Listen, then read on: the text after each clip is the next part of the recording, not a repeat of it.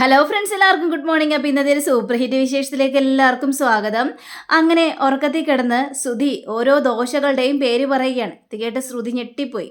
അപ്പോൾ ശ്രുതി വിളിച്ചെണീപ്പിച്ചിട്ട് ചോദിക്കണം, എന്താ ശ്രുതി, നീ എന്താ ഇങ്ങനെ ഓരോ ദോശകളുടെയൊക്കെ പേര് പറയുന്നത്? മസാല ദോശയൊക്കെ എന്ന് പറയുന്നൊക്കെ കേട്ടല്ലോ. അത് പിന്നെ നിന്നെ കൊണ്ടേ മസാല ദോശ കഴിക്കണമെന്ന് ആഗ്രഹം ഉണ്ടായിരുന്നു. പക്ഷേ ആ ഹോട്ടലിലേക്ക് കയറിയത് ഞാനായിരുന്നു. അപ്പോൾ പക്ഷേ സ്വപ്നത്തിൽ നീ ഉണ്ടായിരുന്നില്ല ഭക്ഷണം കഴിക്കാനായിട്ട്. അതുകൊണ്ട് ഭക്ഷണം കഴിക്കാതെ ഞാൻ ഇറങ്ങിപ്പോന്നു. ഇതൊക്കെ കേട്ട ശ്രുതി ഇങ്ങനെ തുറിച്ചു നോക്കുകയാണ് ശ്രുതിയെ. നീ എന്താ ശ്രുതി ഇങ്ങനെ നോക്കുന്നത്? അത് കഴിഞ്ഞപ്പോഴേക്കും ഒറ്റ ചിരി. അല്ല, എന്തൊരു മണ്ടനാണ് ശ്രുതി. കാരണം ഓരോരോ ആണുങ്ങളിലേക്ക് മനസ്സിലേക്ക് ഓരോ പെണ്ണുങ്ങളായിരിക്കും കയറി വരുന്നത് സ്വപ്നത്തിലേക്ക്. പക്ഷേ ശ്രുതിയുടെ സ്വപ്നത്തിലേക്ക് മസാല ദോശയും മറ്റു ദോശകളൊക്കെ കടന്നു വന്നിരിക്കുന്നു. ഇതൊക്കെ ആലോചിക്കുമ്പോൾ എനിക്ക് ചിരി സഹിക്കാനായിട്ട് പറ്റുന്നില്ല. ഇത് കേട്ട ശ്രുതി വീണ്ടും അവിടെ കിടന്നിട്ട്, ദൈവമേ, ഇവളൊരു തിരുമണ്ടിയായി പോയല്ലോ, ബോധവും വിവരമില്ലാത്തവള്. ഇല്ലായിരുന്നെങ്കിൽ ഞാൻ പെട്ടുപോയാനായിരുന്നു. എന്നാലും ശ്രുതി എന്നെയാണല്ലോ ആലോചിച്ചത്. അതെ, വേറൊരു പെണ്ണും എൻ്റെ മനസ്സിലേക്ക് കയറി വരില്ലല്ലോ ശ്രുതി. നിന്നെ പോലുള്ളൊരു പെണ്ണുള്ളപ്പോൾ എൻ്റെ മനസ്സിലേക്ക് വേറെ ഏത് പെണ്ണ് കയറി വരാനാ? അതുകൊണ്ടാ എൻ്റെ സ്വപ്നത്തിലേക്ക് വേറെ ഒരു പെണ്ണും കയറി വരാതിരുന്നത്. പക്ഷേ എന്നെ അല്ലല്ലോ ശ്രുതി സ്വപ്നം കണ്ടത്. മസാല ദോശയല്ലേ സ്വപ്നം കണ്ടത്? ഓ, നീ എന്നെ കളിയാക്കിയതാണല്ലേ ശ്രുതി, എനിക്ക് മനസ്സിലായി. ഞാൻ ഇപ്പം കാണിച്ചു തരാം എന്ന് പറഞ്ഞുകൊണ്ട് ശ്രുതിയെ ഇക്ലിയാക്കുക. ശ്രുതി അങ്ങോട്ടും ഇക്ലിയാക്കുകയാണ്. ഇവർ ഭയങ്കര അട്ടഹസിച്ചിരിക്കുകയും ചെയ്യാണ്. പക്ഷെ ഇതെല്ലാം കേട്ട് കിടക്കുന്ന ചന്ദ്രയുടെ ഉറക്കവും പോയി. ചന്ദ്രയ്ക്കാണെങ്കിൽ കാലി വന്നിട്ട് ഒരു രക്ഷയില്ല. റൂമിൽ നിന്ന് ഭയങ്കര ഒച്ചത്തിലാണ് ചിരിയും വർത്തമാനമൊക്കെ കേൾക്കുന്നത്. രവിയാണെങ്കിൽ നല്ല ഉറക്കവും ചെയ്യുക.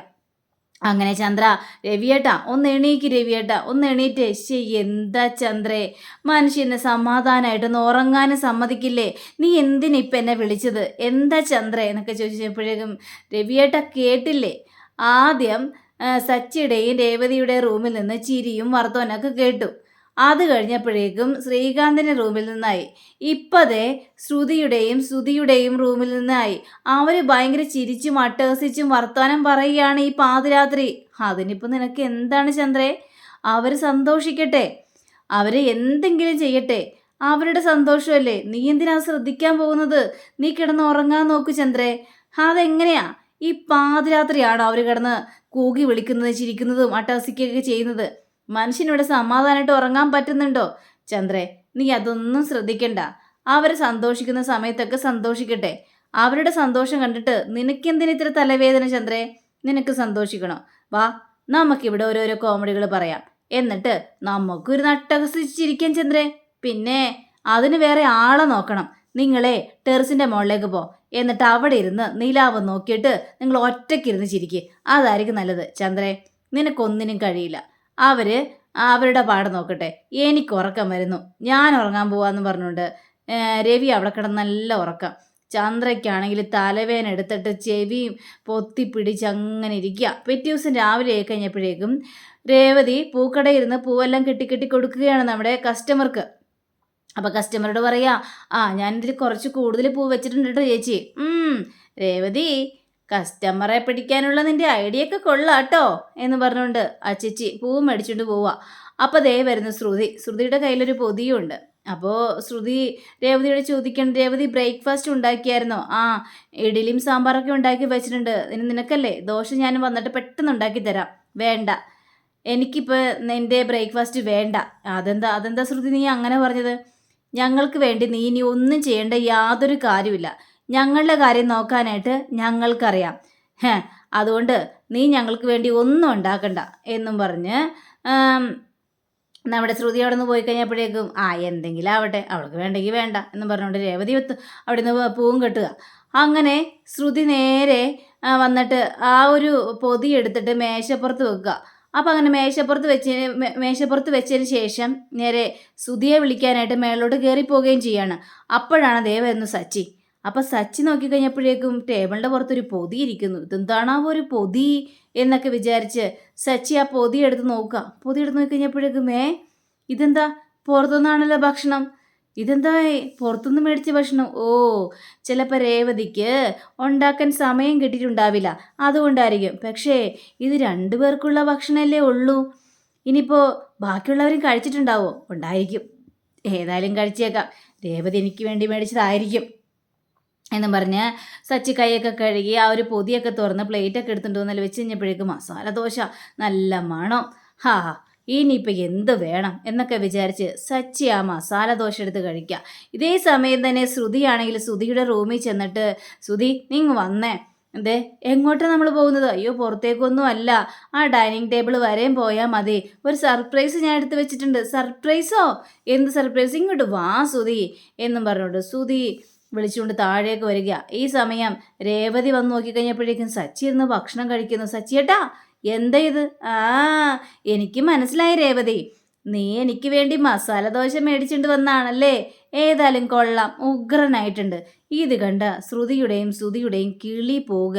അപ്പോൾ ശ്രുതി ചോദിക്കുക, നീ ഇവൻ ഭക്ഷണം കഴിക്കുന്നത് കാണാൻ വേണ്ടിയാണ് എന്നെ ഇങ്ങോട്ട് കൂട്ടിക്കൊണ്ടുവന്നത്? നിനക്ക് വേറൊരു പണിയില്ലേ? അല്ല, ദേ അത് നമുക്ക് രണ്ടുപേർക്കും മേടിച്ച മസാല ദോശയാ.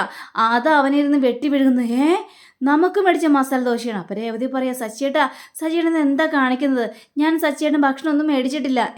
മേടിച്ചിട്ടില്ലേ? പിന്നെ ആർക്ക് വേണ്ടി മേടിച്ച? അത് ആ ശ്രുതി മേടിച്ചുകൊണ്ട് വന്ന. ആരെങ്കിലും ആവട്ടെ, ഭക്ഷണം കഴിച്ചാൽ മതിയല്ലോ. ഞാൻ ഏതായാലും ഇതെടുത്ത് കഴിച്ചു.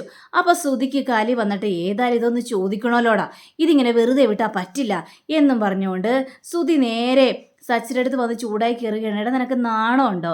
എടാ, ഇത് ഞങ്ങൾ കഴിക്കാൻ വേണ്ടി മേടിച്ച് വെച്ചതാ മസാല ദോശയാടാ, അത് നിനക്കിരുന്ന് വെട്ടി വിഴുങ്ങാനായിട്ട് നിനക്ക് നാണമുണ്ടോ എന്ന് ചോദിച്ചു കഴിഞ്ഞപ്പോഴേക്കും, ആഹാ, ഇത് ഇപ്പോൾ ടേബിളിൻ്റെ പുറത്തിരിക്കുന്നത് കണ്ടു, അതുകൊണ്ട് ഞാൻ വിചാരിച്ച് രേവതി മേടിച്ചാന്ന്, അതുകൊണ്ട് ഞാനത് അങ്ങോട്ട് കഴിച്ചു. ദേ, കഴിക്കുന്നതിന് മുമ്പ് തന്നെ ഒരു മാനേഴ്സ് വേണം. അതാരാണ്, ആർക്ക് വേണ്ടിയാണ് മേടിച്ചത് എന്നൊക്കെ മനസ്സിലാക്കണം. അതിന് ശേഷം വേണം കഴിക്കാനായിട്ട്. അപ്പോഴേക്കും നമ്മുടെ രവി വരിക. എന്താ ഇവിടെ പ്രശ്നം? അച്ഛാ, ഇത് കണ്ടോ അച്ഛാ, ഞാനും ശ്രുതിയും കൂടി കഴിക്കാൻ വേണ്ടി മേടിച്ച മസാല ദോശയാണ്. ശ്രുതിക്ക് മസാല ദോശ കഴിക്കാൻ ആഗ്രഹമുള്ളത് കൊണ്ട് ഞാൻ പോയി രാവിലെ മേടിച്ചുകൊണ്ട് വന്നതാ. ഇതിപ്പോൾ സച്ചി ചോദിക്കാതെയും പറയാതെയും സച്ചി എടുത്ത് അത് കഴിച്ചു അച്ഛാ. ഇത് കേട്ട് കഴിഞ്ഞപ്പോഴേക്കും നമ്മുടെ രേവതി, അയ്യോ അച്ഛാ, സച്ചിയേട്ടൻ അറിയാതെ കഴിച്ചതാ, ഞാൻ മേടിച്ചുകൊണ്ട് വെച്ചിരിക്കുന്നതാണെന്ന് വിചാരിച്ചോണ്ടാ സച്ചിയേട്ടൻ അത് കഴിച്ചത്. ഇതൊന്നും കാര്യമാക്കാൻ ഇത്രയില്ല. കാര്യമാക്കാൻ ഇല്ലെന്നോ? ശേ, എന്തൊക്കെ ഈ പറയുന്നത്? അപ്പോഴേക്കും ചന്ദ്ര വന്നിട്ടവിടെ പ്രശ്നം ഉണ്ടാക്കാൻ വേണ്ടി തന്നെ. അപ്പം ചന്ദ്ര അവിടെ സംസാരിക്കുകയാണ്. ഇവൻ പ്രശ്നം ഉണ്ടാക്കാൻ വേണ്ടി തന്നെ ചെയ്താണ്, മനഃപൂർവ്വമാണ്. കാരണം ഇതെടുത്ത് കഴിച്ചാൽ മാത്രമല്ല ഇവിടെ പ്രശ്നം ഉണ്ടാക്കാനായിട്ട് സാധിക്കുള്ളൂ. നാണമുണ്ടോ? മാനമില്ലാത്തവൻ എന്നൊക്കെ പറഞ്ഞു കഴിഞ്ഞപ്പോഴേക്കും, അതെ അമ്മ ഇങ്ങനെയൊന്നും പറയാൻ നിൽക്കരുത്, നീ മിണ്ടാതിരിക്കടി, നീയാണ് ഇതിനൊക്കെ വളം വെച്ച് കൊടുക്കുന്നതെന്നൊക്കെ മനസ്സിലായി. നീ കൂടുതൽ സംസാരിക്കാനായിട്ട് നിൽക്കരുത്.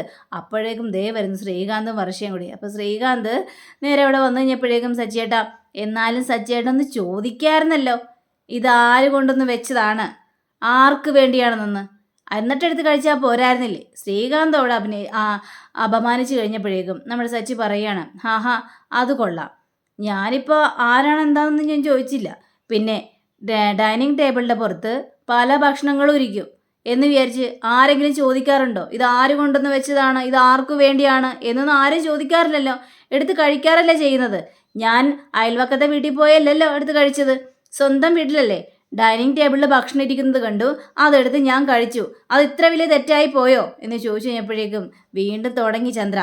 അതേടാ, നീ ചെയ്തത് തെറ്റ് തന്നെയാണ്. കാരണം നീ ചോദിക്കണം, ചോദിക്കാതെ മാനേഴ്സ് ഇല്ലാതെ ഇരുന്ന് വെട്ടി വീഴുന്നത് കണ്ടില്ലേ? അപ്പോൾ ഇത് കേട്ട് കഴിഞ്ഞപ്പോഴേക്കും സച്ചിക്ക് വല്ലാത്തൊരു സങ്കടവും തോന്നി. അപ്പോൾ എടുത്ത് വായിക്കാം, അമ്മേ സൂക്ഷിച്ച് സംസാരിക്കണം അമ്മേ, ഇല്ലെങ്കിൽ നീ എന്ത് ചെയ്യോടി? നീ എന്താ എൻ്റെ മുന്നിൽ കിടന്ന് കൂടുതൽ അഭിനയിക്കുകയാണ്? അമ്മേ, ഭക്ഷണം കഴിക്കാൻ ഇരിക്കുന്ന ഒരാളെ ഇങ്ങനെ കിടന്ന് അപമാനിക്കാനായിട്ട് നിൽക്കരുത്. ഇവിടെ ഞാൻ ഭക്ഷണം ഉണ്ടാക്കാറുണ്ടല്ലോ, അപ്പോൾ എല്ലാവരും കഴിക്കാറുണ്ടല്ലോ. ഞാനെന്താ ആരോടും ചോദ്യം ചെയ്യാറില്ലല്ലോ. നീ എന്താ അവളെ ചോദ്യം ചെയ്യുകയാണോ രേവതി എന്ന് ചോദിച്ചപ്പോഴേക്ക്, ഞാൻ ആരെയും ചോദ്യം ചെയ്തതല്ല. പിന്നെ ഭക്ഷണം കഴിക്കുന്നവർ കഴിച്ചു, ഇനിയിപ്പോൾ അതിലെന്താ ഇത്ര തെറ്റ്? നിനക്കൊന്നും തെറ്റ് കാണില്ല. ഞാനാണത് മേടിച്ചുകൊണ്ട് വന്നതെന്ന് ശ്രുതി അവിടെ പറയുക. ഇതൊക്കെ കേട്ട് കഴിഞ്ഞപ്പോഴേക്കും നമ്മുടെ രവിക്കാണെങ്കിൽ തലക്ക് ഭ്രാന്ത് പിടിച്ചൊരവസ്ഥ നിൽക്കുകയാണ്. ഇത് എന്തൊക്കെയാണ്? ഒരു ദോശയ്ക്ക് വേണ്ടിയാണ് ഇങ്ങനെ കിടന്ന് പെരുമാറുന്നത്. നിങ്ങൾക്കൊന്നും മിണ്ടാതിരിക്കാനായിട്ട് പാടില്ലേ? അവൻ ഇത്തിരി ഭക്ഷണം എടുത്ത് കഴിച്ചെന്ന് വിചാരിച്ച് എന്താണ് പ്രശ്നം? അപ്പോൾ സച്ചി സച്ചിൻ രേവതിയാണെങ്കിൽ ഭയങ്കര ടെൻഷനിൽ ഇങ്ങനെ നിൽക്കുക. ഒരു ദോശ കഴിച്ചതിന് ഇത്രയും വലിയ കുടുംബത്തിൽ പ്രശ്നം ഉണ്ടാക്കേണ്ട ആവശ്യം ഉണ്ടായിരുന്നില്ല. അങ്ങനെ നമ്മുടെ ഈ സുധി പറയാടാ, നിനക്ക് നാണം ഉണ്ടോടാ? നീ വീണ്ടും വീണ്ടും വെട്ടി വിഴുങ്ങിക്കൊണ്ടിരിക്കുകയാണല്ലോടാ. ആ, ഞാൻ വെട്ടി വിഴുങ്ങോടാ. കാരണേ എനിക്ക് വെട്ടി വിഴുങ്ങാനുള്ള അവകാശമുണ്ട്. നീയും രേവതി ഉണ്ടാക്കണതെല്ലാം വെട്ടി വിഴുങ്ങാറുണ്ടല്ലോ. അങ്ങനെ പറയുകയാണ്. അങ്ങനെ പറഞ്ഞു കഴിഞ്ഞപ്പോഴേക്കും നമ്മുടെ വർഷയാണെങ്കിൽ, നിങ്ങൾ ഈ ഒരു ദോശയ്ക്ക് വേണ്ടി കൂടുതൽ പ്രശ്നം ഉണ്ടാക്കാൻ നിൽക്കണ്ട.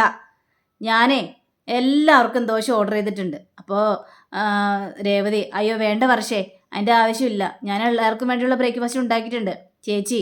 ഇനിയിപ്പോൾ അതിൻ്റെ കാര്യമൊന്നുമില്ല. ഞാൻ ഓർഡർ ചെയ്ത് പോയി. എല്ലാവരും വിശന്നിരിക്കുകയാണെന്ന് എനിക്ക് തോന്നുന്നത്. അതുകൊണ്ടാണ് എല്ലാവരും കിടന്നിങ്ങനെ ഒച്ചപ്പാടുണ്ടാക്കുന്നത്. ഇനിയിപ്പോൾ ദോശ വരട്ടെ, എല്ലാവരുടെയും പ്രശ്നം തീർന്നല്ലോ. വാ ശ്രീകാന്തേ എന്ന് പറഞ്ഞുകൊണ്ട് പോവാ. അപ്പോൾ സച്ചിയാണെങ്കിൽ കൈ കഴിയിട്ട് വരികയും ചെയ്യാണ്. അപ്പോൾ എടാ, നീ ഇത് ദോശയുടെ പൈസ താടാ. ആ, അതിന് ഞാൻ പൈസ തരുന്നത്? എനിക്ക് പൈസ തരാൻ മനസ്സില്ല. കാരണം രേവതി ഉണ്ടാക്കിയ ഭക്ഷണങ്ങളല്ലേ നീ ഒരു കൂസലില്ലാതെ പാർക്കിൽ പോയി ഇരുന്ന് വെട്ടി വിഴുങ്ങി തിന്നത്. അപ്പം അതുകൊണ്ട് ഞാൻ പൈസ തരുന്നില്ല സുധി. ഇനി ഇങ്ങോട്ടാണ് നീ പൈസ തരേണ്ടത്, കാരണം ബാക്കിയുള്ള പൈസകൾ.